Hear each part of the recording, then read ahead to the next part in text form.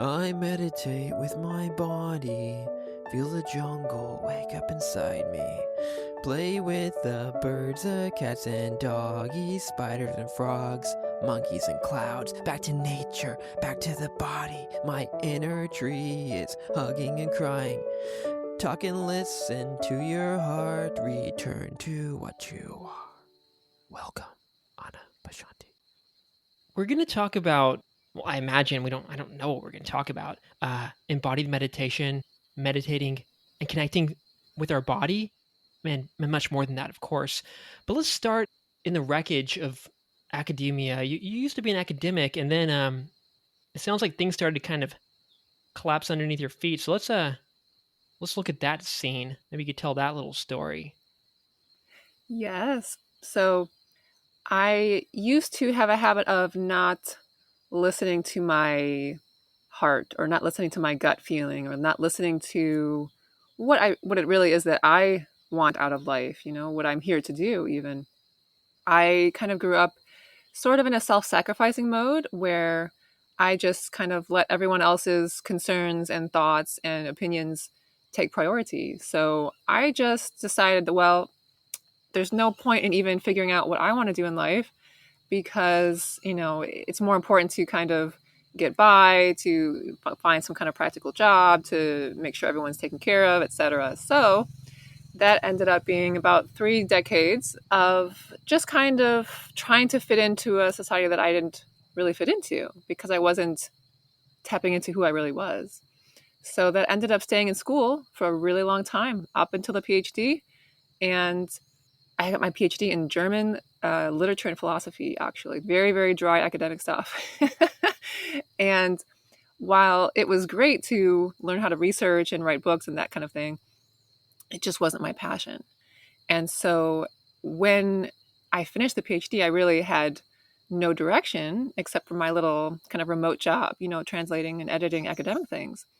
And I realized I was in a position of kind of directionlessness. And it was so bad that I actually was having relationships fall apart at the same time, just relationships that weren't right for me. Nothing in my life was really right for me at that time because I wasn't listening to myself. I wasn't being my true self. And so I ended up living in a trailer out in the woods in Germany with no running water, connected to a cockroach farm, a giant warehouse full of cockroaches, literally farming cockroaches, connected to that warehouse with just a one electric cable. And that's how I was doing my remote work. And my friends had basically kind of disappeared at that time due to my relationship difficulties. My relationship was miserable. There was nothing kind of going right in my life at the time. So eventually I got so miserable I just gave up. My life completely fell apart.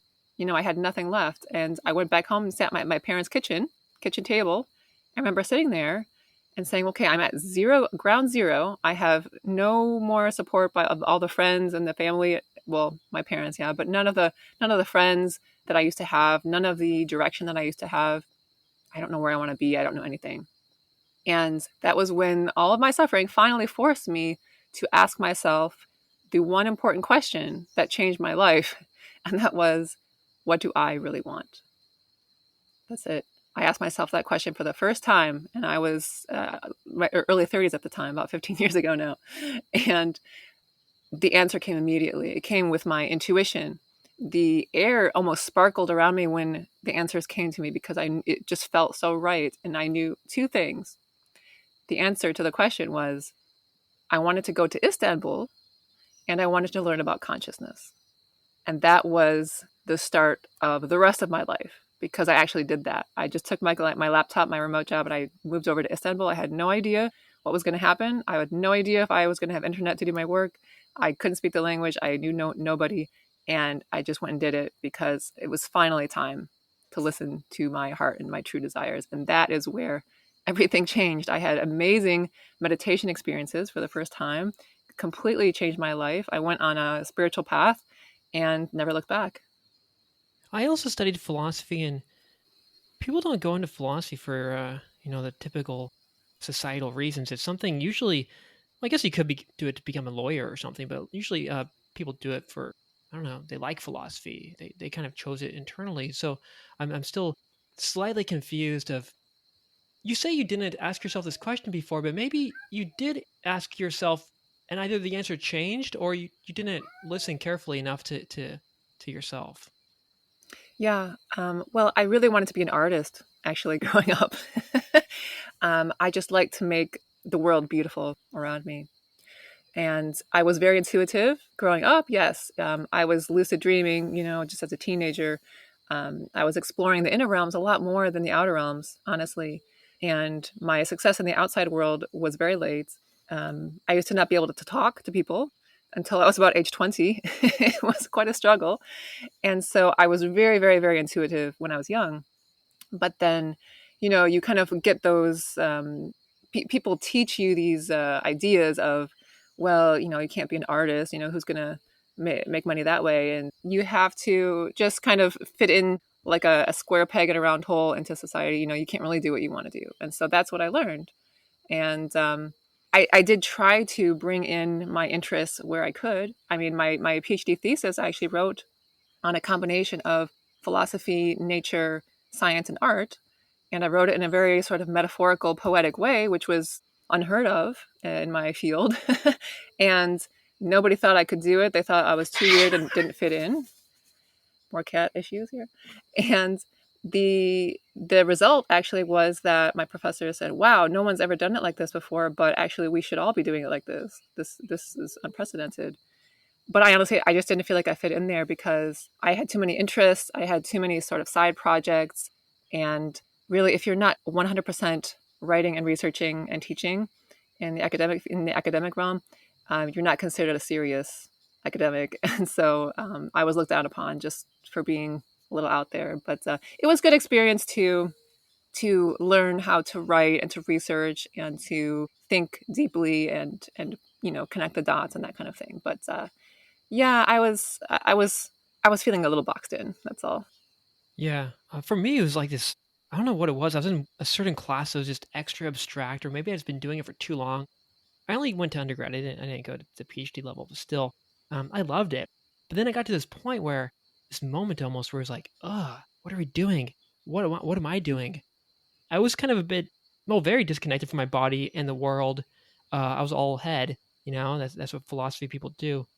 And so I felt like I wanted to discover my body. I wanted to discover the world. So I went off to Korea and Japan. And I mean, I'm still in these cities, so maybe I should have gone to the rainforest. But maybe I guess that's the story's still going. But yeah, I guess the question is, oh yeah, how did you feel in your body, in the world at that time? Well, when I was in academia, Yeah. well, before I started dancing, actually, I was very not in my body at all, completely in my head, completely. And then I really started to dance again because I used to grow up in ballet. And so I went into modern dance and rock climbing actually while I was getting the PhD, which was part of the reason people thought I was strange. And then I really was in my body, but that was an awakening moment for me also because that taught me a lot of things that just book learning doesn't teach you. And so by rock climbing, for example, I realized that my mind was in charge. That I actually could decide to do something just with my mind, and my body would be able to do it because literally our thoughts do create our reality. So, for example, I was on a rock wall, and the rock that I had to grab with one of my arms was just too far. I had tried and tried and tried and measured, the length of my arm, and it was just way too far. I couldn't get there. But I knew that the fall was going to be really big if I didn't make that rock. And so I just decided with an instant, I am going to make it no matter what. Bam. I hit that. I went twice as long as my arm was, and I made it. And I held on, and I didn't fall. And it was an eye opener for me. It's when you are in your body and you are in charge of your thoughts as well, when you're in control of your reality because you know that your beliefs actually do control what you can do. It's whether you think it's possible, is it, whether you're going to do it or not. And so that was a huge eye opener for me because yeah, I was not only in my body, but I was also in charge of my mind. And so that was kind of the start of my empowerment journey. Okay, so then after this kind of collapse and you're at ground zero, kind of alone, you went to Istanbul. What do you think now in retrospect pulled you there? Yeah, it was pure intuition. It was something beyond me, because I knew about Istanbul because I had driven past it on a road trip with some friends, actually, into Europe. And we just drove by it. I just saw it from a distance. But when I saw the city, it had a sort of a magical cloud around it. I can't describe it. It was just an intuition. And, the next year, then when I was trying to decide what to do with my life, it was pulling me. And so it was something beyond my small logical mind. And what did you find there? Well, yeah, so I actually ran into some people who were a cultural mix. So they're, some of them were Greek, some Turkish, some actually refugees from Afghanistan and Iran. And they were all they are all gathered there. They're all in the Sufi tradition, actually. And so I just happened to have these experiences kind of by accident. I heard the chanting and the music sort of, and just got confused. I was like, something is pulling me. This is what I've been looking for. What is this? What is this? I don't know what this is. And so one of my new friends just helped me to meditate and to go into the experience. And it wasn't planned. It wasn't planned at all. It was, but that is where the Sufis are. There's one place where the Sufis are. And so that is what started my transition onto a conscious spiritual path, was the Sufi tradition. So that's just how it happened. It was completely accidental and not planned. Had you been meditating at all before that? No. Mm-mm. Okay. And so you moved to a bunch of other places, or at least traveled to them. You spent some time in Sri Lanka, Hong Kong, probably some other places, and Europe, and now you're in Paraguay. I know these are a lot of places, but what are some of the lessons you learned, or the ways you changed in some of these places? And maybe what does that say about that place itself, and well, I guess you at that time? Yeah. No, traveling helped me to deprogram my mind, is how I would say it now. Every time I go to a new place, I'm an outsider. I'm seeing it for the first time. I'm seeing it with new eyes. And that gives me a completely different perspective compared to being in my comfort zone, to being in a place that I call home, or where I'm familiar with everything. Like, even when I just went to Germany for the first time for my PhD research, I had a few health issues that were kind of minor, but annoying. Like my eyes were swelling up, and I didn't know why. It was very strange. And so I didn't really know where the next doctor was. I didn't know how to fit into the health system. So what did I do? I finally, for the first time in my life also, I started doing my own research and experimenting on my own body, and seeing if what I ate made a difference, stopping to use chemicals. Would that make a difference? Just experimenting and testing and learning about how the human body works in my own research, just on my own time. And that was the start of my mental deprogramming, I would say, because I learned, wow, a lot of these sort of physical issues we can help by just what's in our kitchen cabinet, for example, or other ways, just by experimenting and listening to our bodies. And so I didn't know that before. I just thought, well, you pop a pill, you see the doctor and that's it. You're not in charge of your body, right? But that was just one example. But every place I'll go to, I really have a very a very meaningful direction. It's not just a geographical direction I'm going, it is a spiritual direction, because I have some answers that I'm looking for. I have a question and I'm looking for the answers, or I just have an instinct or an intuition. This is where I need to go, because when I get there, I'll meet someone, I'll learn something, and it will completely change my reality. It will blow my mind. It will expand my awareness of what is possible. And it will all fit together in sort of this puzzle that I kind of see reality as, it's not only geographic map, every country on the map sort of being part of the puzzle, but the ideas and the understanding and the wisdom, it all comes together into this puzzle, filling in the gaps, making connections so that I can understand things better, and so that I can expand and have a more meaningful experience. It's just, we all have our own journeys, but it's just about really pursuing our drive, our intuition to go somewhere, to do something. And so that's what calls me. I am a traveler. I'm an explorer of, let's say now, I'm the explorer of the inner and outer realms. I'm exploring consciousness and I'm exploring the world. And for me, it's all connected, always. How did your mindset change this whole time? Or in other words, what are some philosophies or ways of thinking? They might have actual names for them, or they're just you could explain them. That really changed you.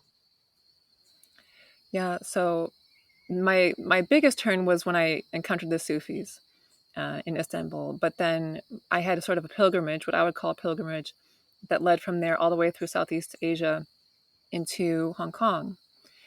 And through that whole time, every place I went, I learned a little bit more about mysticism, about the spiritual path. What are we doing on a spiritual path? What is the goal? What are we looking for? And by the time I got to Hong Kong, the friends I met there kind of filled in the last gaps. So basically, I was learning about non-dualism. Your cat. I was learning about more cats. Yeah. I learned about non-dualism. I learned what we are looking for on the spiritual path. We are looking for ourselves. We are looking for the connection between us and the rest of reality, and how we are all connected into this one main source consciousness that is universal, that is infinite, and that is us. We are just all the same fingers. We're all different fingers on the same hand. And so that when you see reality that way, you can't unsee it.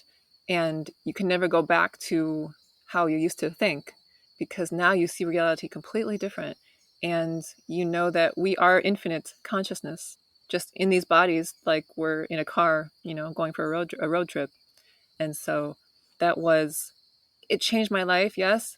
But at the same time, it brought me back to actually more of who I truly am.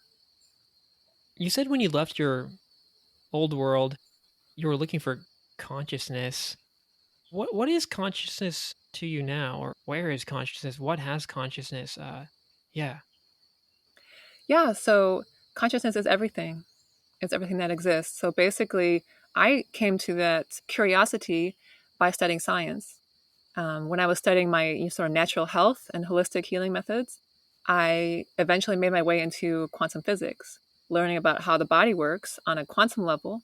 The light that comes into our eyes, the photons that come into our bodies, even through the skin, on a quantum level. And then learning about that brought me into the realm of consciousness. And then that's when I wanted to know more. And so basically, what science is kind of in the process of finding out is that everything truly is consciousness. They're not quite there yet. Like, for example, in the universe, all that dark matter that I think exists, that should exist mathematically because it doesn't really make sense otherwise. That dark matter, honestly, they're probably going to find in the future is consciousness. You know, we are we are consciousness. Everything is consciousness. And so our beliefs about this reality being, hard and fast, when we touch a table, obviously it feels hard, it feels solid. But when you go into it, it's just energy. It's the probability that some energy wave is here and not there, and our observation is literally making it appear to be solid and real. And that the science is getting there, yeah, but it's so much more than that. And so it's not about science. It's not about any one tradition of belief or thought. It's about expanding to include all of the wisdom that we have at our disposal, all of the mysticism and the spiritual teachings and the science and our own experience. All of that together, there is no one hard and fast rule of what to believe and what to think. That's a trap. That's just a kind of a cage for our minds to feel safe and comfortable in this small little box. But it's really not like that at all. We are all consciousness. What we are made of is consciousness, which means that anything is possible. If you can think it, it can happen. Your beliefs are the only thing that limits you, and it's hard to grasp, but it's amazing once you realize that that's true, because you can experiment and you can actually test it out and see for yourself. Yeah. Let's talk about embodied meditation. And what does it mean to meditate with your body, and how is that different from, if it is different, from meditating with your mind? Mm-hmm. Sure. So I think of the two different ways as sort of being a more masculine versus feminine way of meditating. And we all have, the masculine and feminine energies. It's just in physics, you have two opposite poles. You have a positive pole and a negative pole. It's just physics. That's how nature works. It's a natural order of things. And both are wonderful ways of meditating. They're both fantastic. You can just kind of test it out and see which one resonates with you. And sometimes one style is better for a certain goal versus another. So the mental way of meditating, you're really focusing. Yeah, either you're focusing on not thinking, kind of stopping your thoughts and just focusing on the present moment, or you're focusing on a specific object, maybe a candle flame or a mantra, and then everything else falls away and you can fall into nothingness. That's great.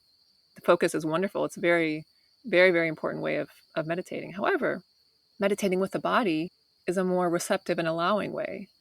And the way that I meditate with my body, I do basically by completely being in my body and feeling it. Just feeling all the sensations in the body at any given time. And so two things can happen.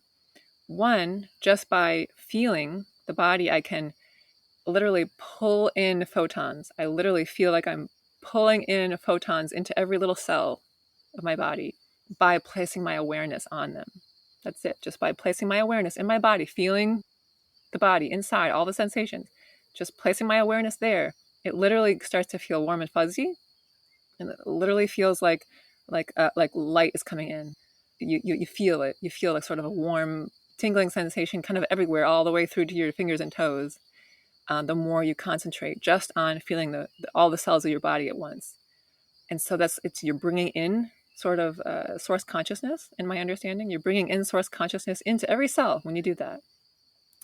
But another way to use your body in meditation is to actually heal the emotional and energetic pain and traumas that we have inside. Because we all have, pain and trauma sort of stored inside. It's basically when you don't feel safe to feel something in that moment, in whatever it's happening, it gets stored kind of in the subconscious and also in the body.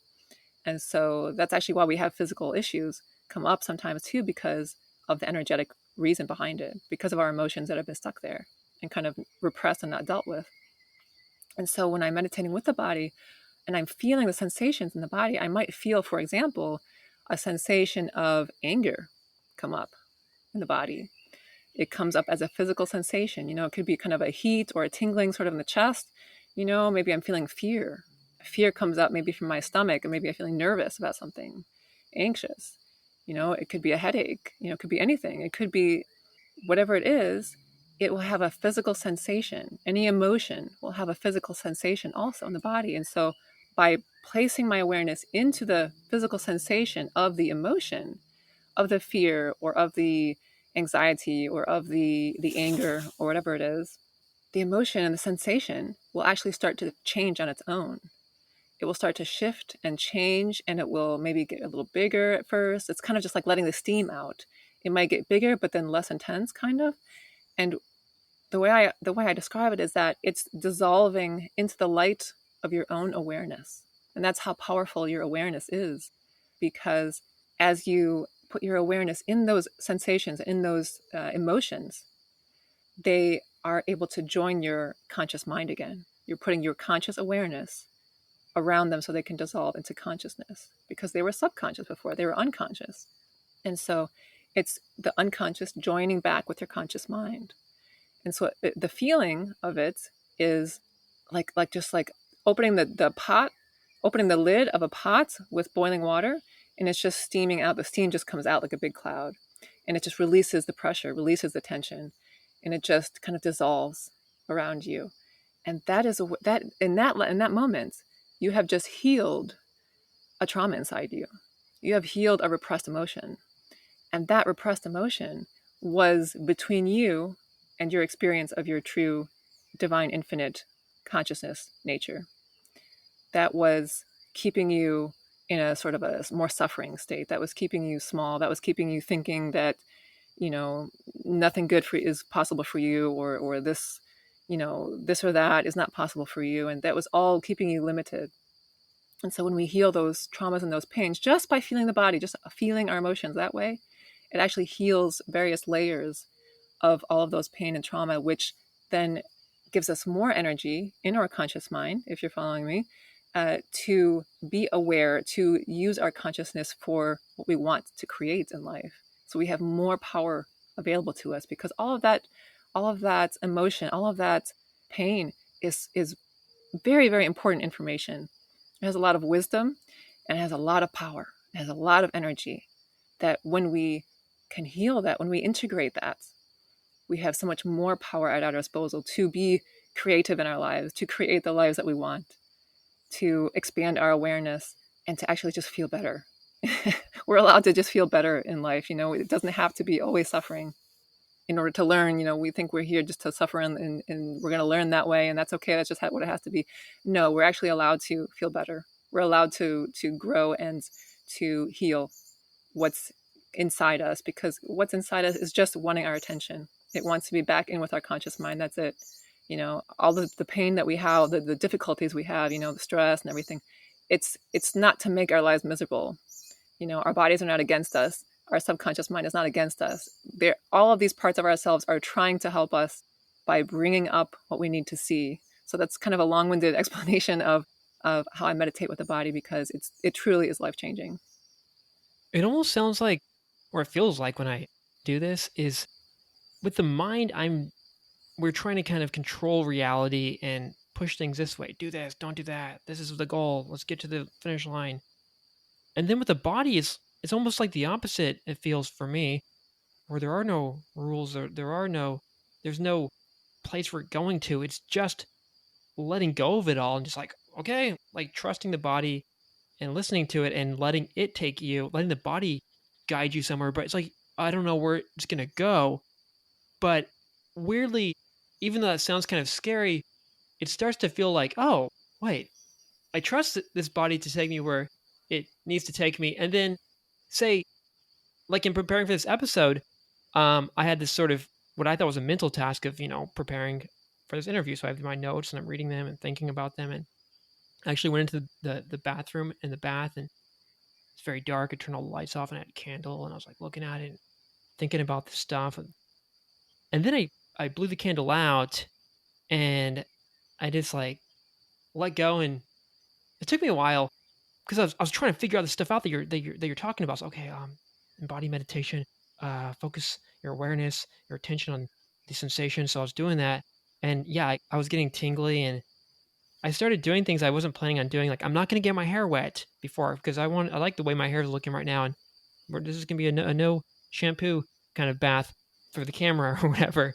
But then I'm like, my body's like, no, let's get it wet, and I start getting all like kind of messy in there, and I want to drink some water. Oh, drink the water. Oh, I want to blow some bubbles.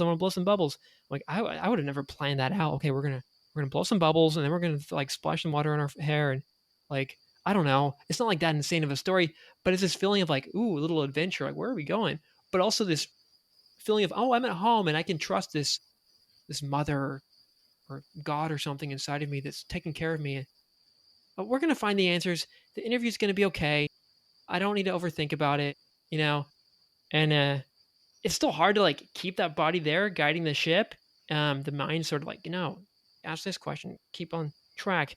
But I want to just trust my body, and that it's going to take this interview, this conversation in the right way.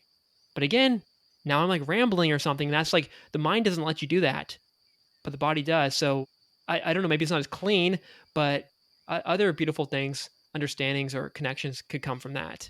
Definitely. You know, it really is kind of surrendering to your true sense of direction, to your true inner wisdom, because we don't have to control everything, and we can't control everything anyway. You know, it's kind of an illusion of being able to control life. You know, we try, and the brain is a good servant, but a poor master. I think it was Einstein who said that. Maybe not. Maybe someone else. But the point is not to always try to control. The point really is to trust, because trusting ourselves even Not to speak of, trusting the divine, trusting the universe, that we're supported. It's hard to do for a lot of us because of our life experiences, understandably. But the body has so much wisdom. It is truly nature. The body is nature. It has never been separate from nature. And I'm sitting in a jungle here, but it doesn't matter. You could be sitting in your bathtub, and you're just as much connected to nature because your body is nature. It's letting nature speak. Nature is so wise, and it will not be how your brain wants to understand it. Definitely not. And that's great. We can have both parts. We can have the mind and use the mind as a tool when we want to. When we want to have a list of pros and cons, when we want to calculate something, great, perfect. But let nature speak through our bodies. I call that rewilding the soul, getting back to our true nature, really being in with nature, actual nature. Rewilding a landscape means to let nature take over again, right? To let the wildflowers grow and the weeds and everything, just kind of let it do what it knows how to do. And I see the same thing happening with us. And we can do that with our consciousness. We can rewild ourselves back into our true nature. And that's not only listening to nature in our bodies, but finding out the true nature of ourselves, who we are, and our power, and what we can do with our consciousness. Because our true nature obviously is infinite, if you're on this path. And so you're finding this infinite source of wisdom, of power, of all of this beautiful power and wisdom and light and compassion also is coming through in a different way. It's coming through nature. It's coming through your body. And so you listen to your body, you will be able to communicate with it. You can talk to your body even. Just like you can talk to nature, you can talk to the animals and the plants. They have consciousness also. They feel pain. The leaves on the trees feel pain, and they react electromagnetically. We've also tested that scientifically. And so the cells of your body are no different. They are also consciousness. They also are connected to you. And so you can communicate with them. It's a brilliant sort of way of getting back to nature, but not only on a physical level. It's beautiful when you just let yourself go, just surrender and go with it. It's both. It's having some control, having your direction, your intention, because intention is everything. You have your intention, whether it be to connect more with your true nature, whether it be to improve your life in some way, what you want to create. You have your intention, but you also have this surrender in with the divine order of things, with the bigger natural order, divine order and timing, the divine will. And so when we're connecting in more with the infinite power that is our true nature, we are syncing up with the divine will. So eventually our personal will, what we want out of life, what we want to do, what we want for ourselves, what we want to create in the world, eventually that syncs up more and more with the divine will, with the natural order of things universally. And so the more we do our healing and our meditation and our connecting back to ourselves and to nature and to the universe, the more we sync those two things up, the personal will and the divine will. And in that way, we are in the flow. That's the flow state. Then we are in the flow and things just happen. Those synchronicities happen, and the signs and the messages come from our bodies, from life experiences. That's when you just kind of get an intuitive hit that you need to turn right instead of left when you're on your road trip, and you learn later that you have avoided an accident that you could have had. And so it's just being in that flow state. It's all connected. All this is in one big beautiful jumble of natural chaos and hurricanes and storms and beautiful sunny days, and it's all just an ecosystem, but on a bigger level than just the material. It's conscious. It's a conscious ecosystem of infinite power, and it's rewilding ourselves. And that is exactly what you're doing when you're in the bathtub and you're letting your body just tell you what it wants. And it's so important just to listen to what is your body saying, what does it want. It will thank you. And the more you listen to your body, the more it will speak to you. Yeah, and I wasn't in the jungle. I was in this house in this modern city with millions of people. But for a moment there, I felt the jungle within me kind of waking up, the animals making their noises. I mean, I didn't plan on chanting, and I wasn't chanting to a specific pattern or whatever. I just let the sounds come out. But that just felt really nice. It's like you're waking up that monkey inside of you and splashing around and kind of letting that forest or that nature reawaken.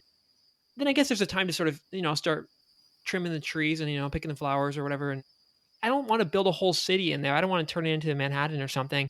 But yeah, maybe we can clean things up, turn it into a nice little garden, get things done. But yeah, it feels really nice to feel that jungle, feel that nature within you. That's just, I mean, a really nice feeling. But that seems to be a kind of byproduct of these. I mean, I'm not an expert on embodied meditations. I just literally did what you said to do, and I was like, okay. But that's what I felt. Yeah, well, you're an expert now because you're an expert in being you and experiencing you and your life and your body. And that's only you can do that. So you're the expert. And so, don't think that someone else has the answers because we have our own answers. The more we tap into our divine connection, the more we tap into that infinite wisdom. And then we have all the answers at our disposal.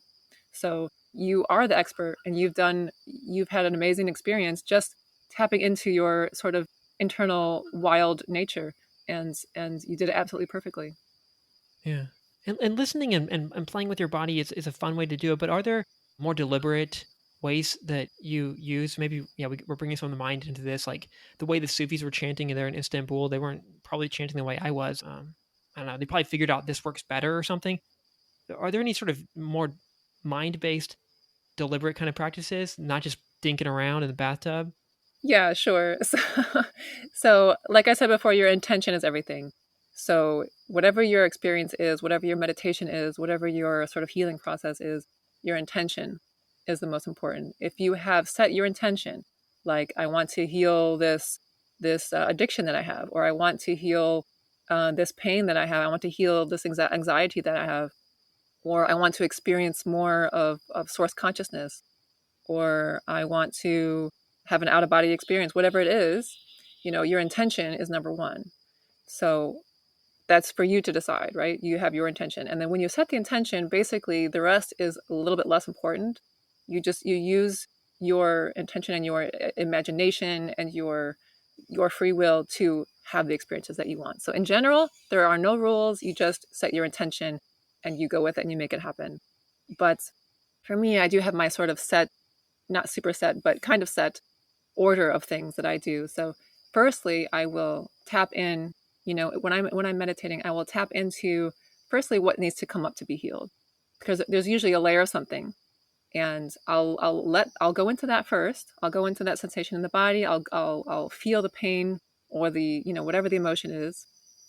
I'll let it kind of dissolve and I'll accept the wisdom of that because all of it, like I said, has infinite wisdom in it. Very, very, very important learning. We don't want to reject it. We don't want to just, in energy healing, sometimes people just want to clear things out, get rid of them, send them away.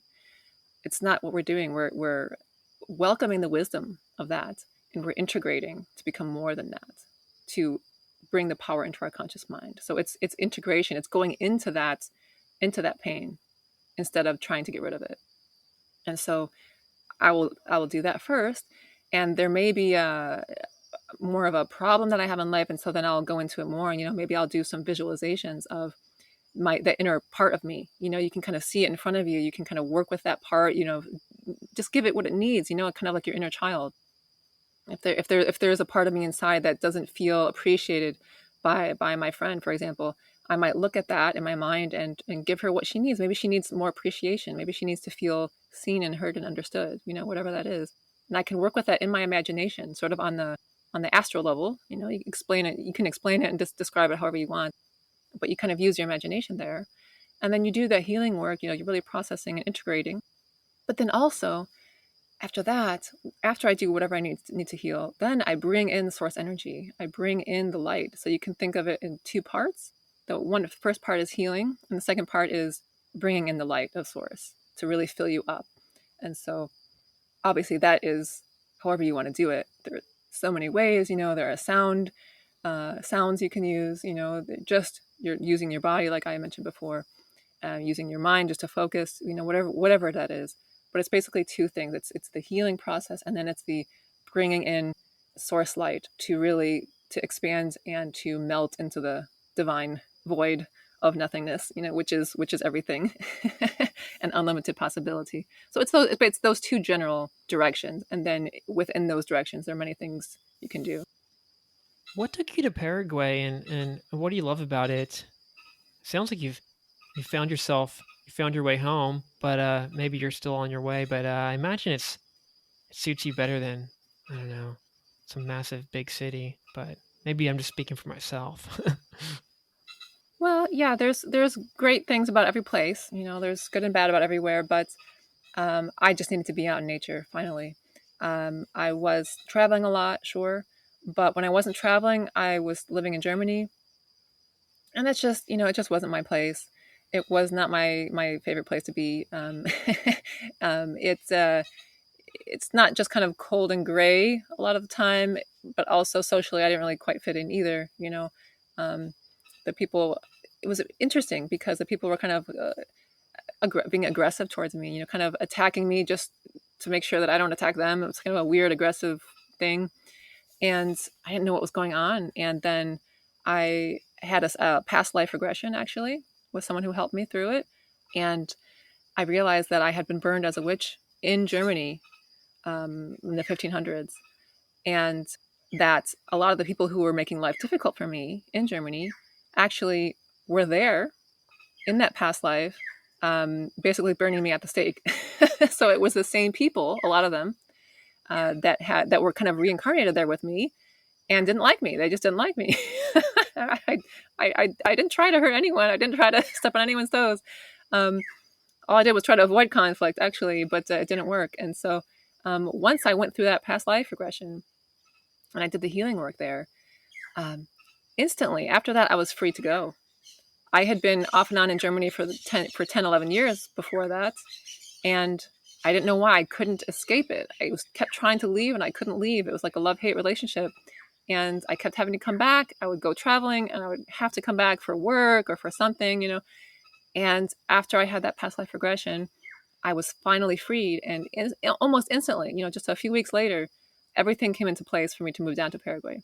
Everything, the path cleared. People came who wanted to help me, and it just went very fast. And so that actually was what cleared the way. And now I'm here. I'm in nature, and I'm grateful to wake up every day because I'm in nature.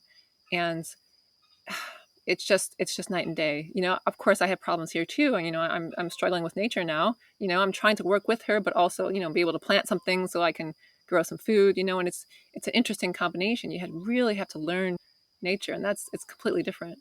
We cook here with a fire, with a wood fire, outside in a very rustic sort of style, and just more connected to nature. Here in Paraguay, the indigenous are still very active.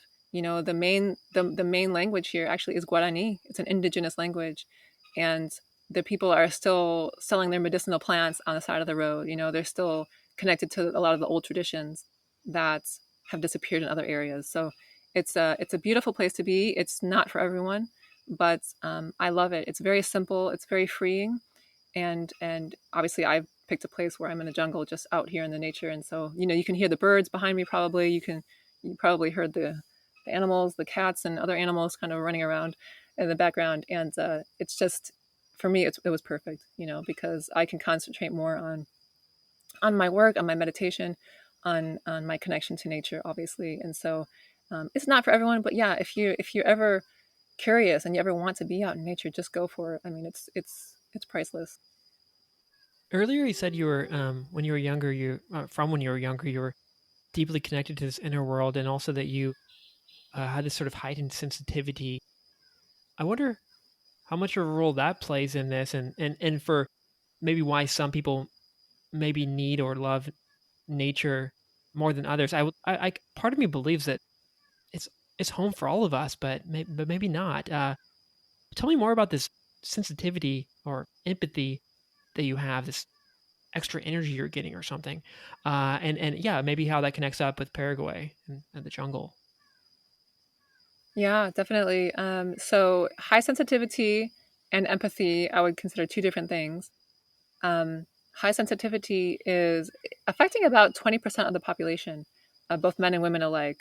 And it just means that we take in more information. We're wired neurologically to just take in more stimuli. And so that can look like a lot of suffering if we're in a situation that causes us pain, because it's hurting us even more. It's hurting us more deeply. But it's not about that really, because we're also very, very responsive to the healing work and to self-improvement. We're so responsive to that. And so when we're in a situation that is supportive, we're taking that in more as well. So we're just taking in more information. It's actually quite a gift, but it can also be obviously very difficult, other times. And so if we're using that, if we're doing our healing work and we're using our sensitivity to really process life and to really understand life very profoundly, then it's a gift, then it's a superpower. And of course, being in the nature, I'm just soaking it in. I'm soaking it in every day. I'm talking to the plants, when I'm out working outside, and I'm paying attention to the patterns of the sun and the weather and the birds, when they have their cycles and their patterns. It's beautiful to really pick that up. The more sensitive I am, the more I pick that up. And so, yeah, I can't be in the city anymore. I can visit, but I can't live in the city anymore because it's just too much gray concreteness, and here I've got the sun shining on me right now. It's for me, it's night and day. So the empathy, on the other hand, is a little different. It's more like, feeling other people's emotions. And I could do that too, yes, because I grew up sort of in a more conflict in my family. Just growing up, there was always kind of a lot of conflict and fighting. And so I learned to pick up other people's emotions to try to decide what they needed to feel better and how I could make them feel better. I kind of thought that was my responsibility. So that was sort of the unhealed version of being an empath, is feeling other people's pain and trying to fix it. And so once I, after many decades of doing that, once I learned how to not do that and how to clear my energy field and how to let people have their own emotions over there outside of my field and not have to absorb that and take that in, that is when I could be more myself and fill my own energy field with my own energy instead of other people's energies. And so when we do that, we can connect in better to our own intuition. We can really hear the signal and get rid of the noise. So that's sort of two different things, but it all is connected, obviously, because being in nature, I'm allowing my senses and all of my nervous system to take in the beautiful nature instead of the the noise of the city. Not that it's inherently bad, but it can be overwhelming. Yeah. It's so wild how the visuals of you right now with the sun shining on you. I haven't seen that kind of thing except for maybe like if I'm on shrooms or something. Like even then, I don't see like it's not this psychedelic, and which is weird because I'm not on shrooms right now. I'm just sitting in my apartment. I had a little tea, but whoa, there's some layers of nature that we don't normally see, and I guess sometimes you do. Wow. What are some things you've learned about the plants that maybe a lot of us don't know about? Don't tell us all their secrets, but yeah, give us some of it. Well, yeah, well, each plant has its own character and its own nature and its own message for us. So anytime we want to connect in with nature, I mean, even if you're in a city, you can go to a park and sit under a tree. And the trees are so powerful. They are so good at healing. You know, as we know, they're connected underground with their root system. They are communicating with each other, and they're helping each other. If one tree is having a problem, the other trees will send it nutrients and support. And so they are so connected to on both ends. Their root system is connected, obviously, into the ground with each other, with Mother Nature, and the branches up on the top, they are electromagnetically receiving information from the galaxy.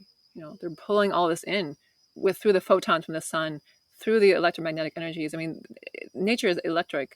It's just incredible. I mean, that our bodies obviously too, but so they're really bringing in universal energy through their branches and pulling it down into the earth.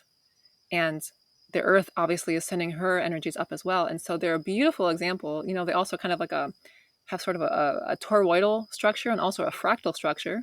Not to sound too nerdy, but the energy field of kind of every conscious being is like a toroid shape, like a donut. And also we're also kind of fractals of that source consciousness. And so that means, we're kind of a hologram that is looking, like if you look into one cell, really, really closely, you could see endless fractal patterns of basically what the universe is made of. It'll be consciousness, obviously, at its fundamental nature, but and so the trees are very fractal and very toroidal in their shape. If you kind of look at how the branches curve up and then around, and the roots do the same, they curve down and then around, and it sort of makes a toroidal donut shape of their energy field. So they're literally showing us and reflecting to us what we are, and how life works. They're bringing in all of that beautiful energy, and so when we sit next to a tree, we can connect in, and we can ground, and we can release all of that static electricity that's building up in our bodies by using technology and electricity and Wi-Fi and all this stuff. The trees will absorb that energy, will take that sort of excess electricity and move it down into the ground. And for healing, trees are amazing. They can talk to us, they can help us heal, they can send us information from literally from the galaxy. I mean, I know I can make it sound a bit out there, but it's really very, very grounded and very practical also, because just sit next to a tree, give it a hug, and just see how much better you feel. It's just about that. Just seeing, anything that I'm saying, you don't have to listen to me. You don't have to listen to anyone. You can just tap into your own experience and your own sensations that you're picking up when you're doing a certain practice. What are you experiencing? And that is true. That is real. And that is real. And you don't have to trust anyone. You just trust yourself. And that's because that's what we are. We are nature. We are so connected, and that's what you were doing in the bathtub also. You were just trusting yourself. You were trusting your own experience. And that's how we know what's real. There's so much out there that's not real. That's just, belief after belief after belief. And what are those beliefs? Maybe not exactly accurately portraying reality. So when we are confused, when we don't know what's real and what's true, we have our bodies. We have our bodies, and our body will tell us the truth if we listen. Yeah.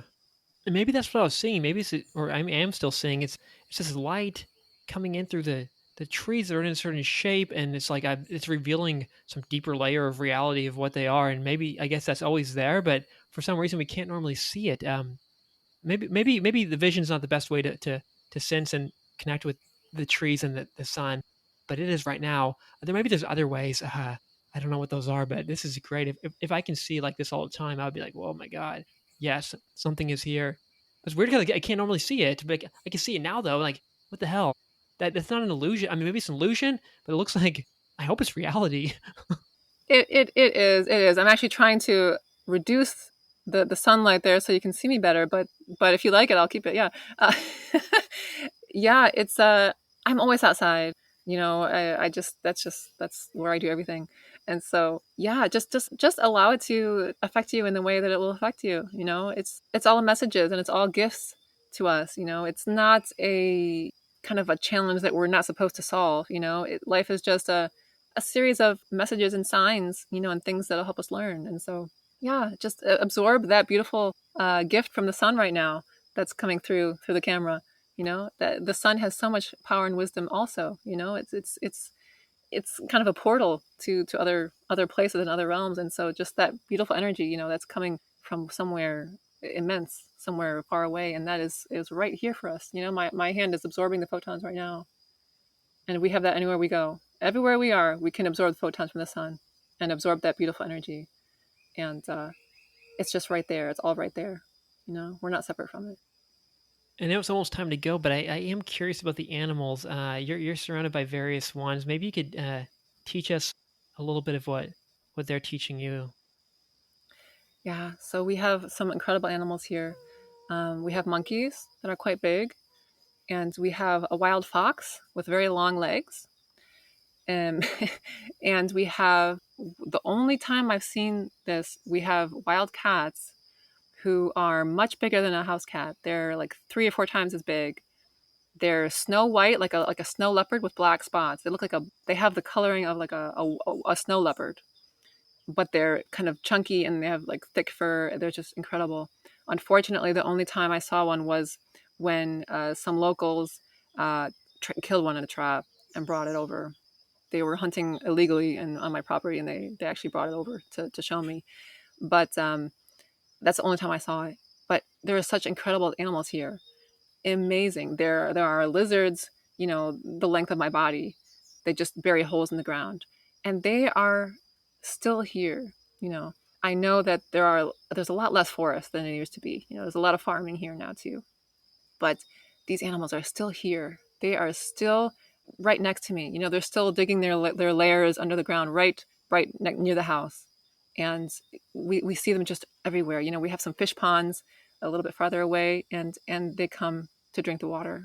They're still here, and that's the beauty of it, is that regardless of how we might disconnect a bit from nature, and might cut down the forest, some people, but they're still here, and they're so priceless and precious that, like, for example, I saw a monkey, actually. Unfortunately, this time the message was a little bit sad because he actually was up in a tree and he electrocuted himself on the electric wire and fell down. He died. It was very sad, but it was a message to us that we had to fix the cable system, and we had to cut the branches near the line. And it was unfortunately, it was a hard message to learn, but nature is here showing us where we're out of alignment with nature, and so those electric cables, they were not in alignment with nature, and so we actually had to do something to fix it, which we did. But it's just, their presence here is just so beautiful because it's very rare to see. They're very rare to see. But the forest that I'm in, it's kind of a small forest, because there's some farmland nearby. And so they all come here. They all come through here. It's kind of like a natural corridor that they can still use to travel and to live. And so it's just amazing. They teach me where to find the fruits that grow wild on the trees. Because I'll find, like, the monkeys have half eaten a fruit and left it on the ground for me to see, and they're like, oh, there's a tree there that has fruit. Oh wow, amazing. So we kind of just share food sometimes, and it's quite amazing. They actually get along with my cats and dogs too. I have 8 cats here, and 3 dogs, and they get along sometimes. The giant lizards and the monkeys and stuff. They play.